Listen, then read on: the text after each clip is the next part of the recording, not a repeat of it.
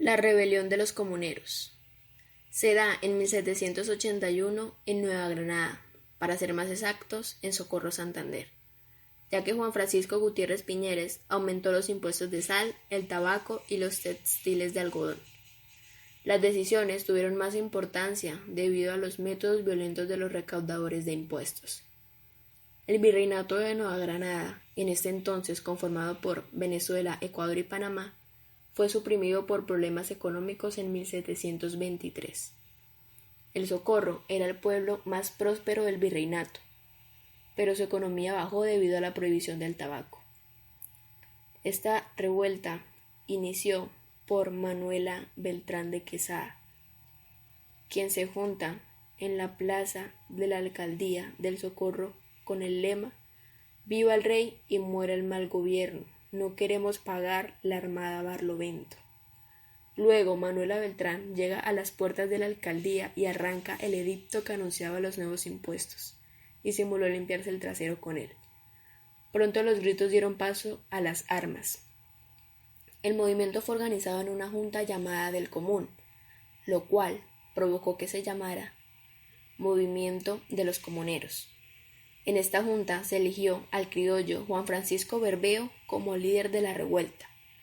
Juan Gutiérrez Piñeres se dirige a Cartagena a buscar un acuerdo y a mediados del mes de mayo, Caballero y Góngora, que era el arzobispo de Santa Fe de Bogotá, consiguió que la corona se comprometiera a eliminar la mayoría de los impuestos con tal de que los comuneros no entraran a la ciudad.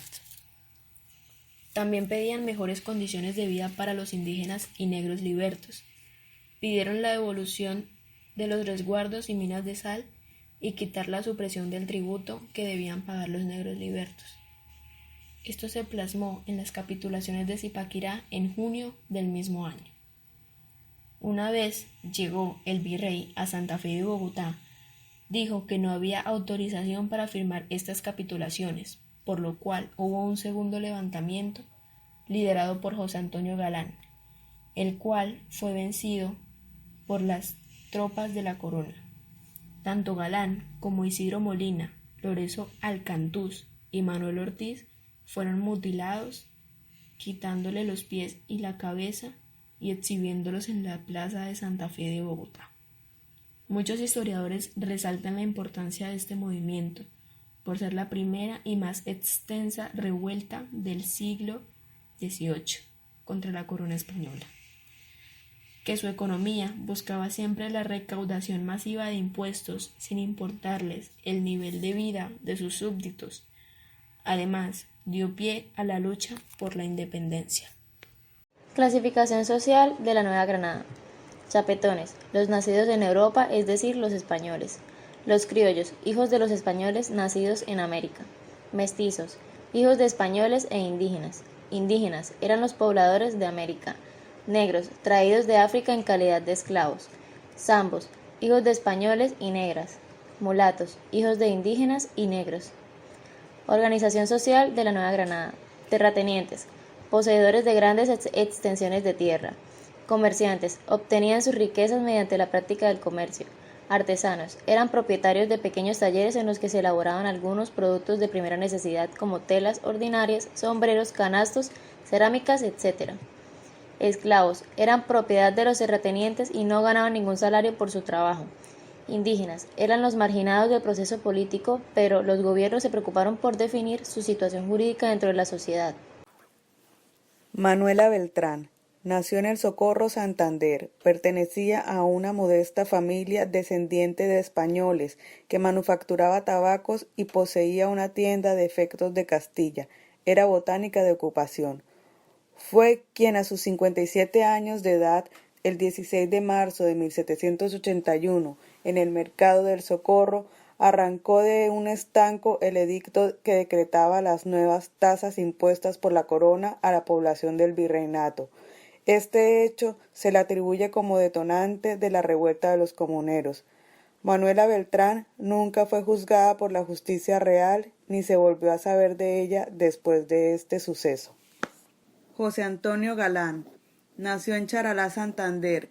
Era jornalero de las plantaciones de tabaco, de origen muy humilde y no pudo estudiar.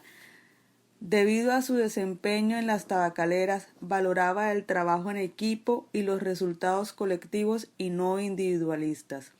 Continuó siempre con la lucha, pero en el intento fue capturado y en el juicio que culminó el 30 de enero de 1782, a sus 33 años, se le condenó a la pena de muerte y al desmembramiento de su cadáver. Juan Francisco Berveo nació en el Socorro, Santander. Su familia formaba parte de la élite social socorrana. Era negociante de ocupación y no poseía mucha fortuna. Se convirtió en el comandante general de los comuneros, participó en las negociaciones de Zipaquirá y como parte del acuerdo fue nombrado corregidor de la jurisdicción del Socorro. Berveo llevó a cabo una contundente defensa de su conducta en el movimiento comunero. Alegó que por su protagonismo había sido obligado por un pueblo airado y que de no haber sido por su dirección del mismo, éste hubiera devenido en las anarquías y el pillaje. Las autoridades españolas, convencidas por el alegato de Berveo, no lo sancionaron. Berveo regresó a su localidad natal, donde murió a los 56 años de edad en el año 1795, arruinado y olvidado por todos. Juan Francisco Gutiérrez de Piñeres nació en Leveña, España. Era político y administrador. Ocupó el puesto de visitador regente durante la revuelta de los comuneros, figura creada por los españoles para controlar el pago de los nuevos impuestos, tales como la subida de la alcabala, el estanco de las rentas del tabaco y el aguardiente, y la creación de nuevas aduanas. Sus métodos crueles para cobrar fueron una de las causas de la revuelta. En 1784 regresó a España, donde fue nombrado consejero de Indias. Lorenzo de Alcantús nació en Sogamoso, Boyacá. Fue un líder popular destacado por su participación en la insurrección de los comuneros, movimiento social surgido en la época colonial. A sus 41 años se le condenó a la pena de muerte y al desmembramiento de su cadáver. Antonio Caballero y Góngora fue arzobispo durante la revuelta de los comuneros. Formó parte de la comisión creada por el virrey para negociar con los rebeldes y fue el responsable de convencerlos para que aceptaran un acuerdo. Causas. Las reformas borbónicas buscaban devolverle la concentración de poder a la metrópoli, España. Fue así que los funcionarios provenientes de España ocuparon cargos importantes donde antes estaban los criollos. El régimen fiscal. Se aumentaron los impuestos, imponiendo el cobro de la alcabala sobre el tabaco. Para ejecutar esas reformas vino al virreinato de la Nueva Granada el visitador general Juan Francisco Gutiérrez de Piñeres. Características multiétnicas. Ambrosio Pisco, representante de los indígenas, José Antonio Galán, representante de los mestizos, Francisco Berveo y Salvador Plata, representante de los comuneros, quienes eran los capitanes de más de 20.000 hombres y mujeres que conformaron el ejército. Consecuencias. Las capitulaciones de Zipaquirá. Los comuneros presentaron un documento con 36 capitulaciones. Entre las condiciones económicas se encontraba la supresión y rebaja de impuestos, la libertad de cultivos y el libre comercio de tabaco.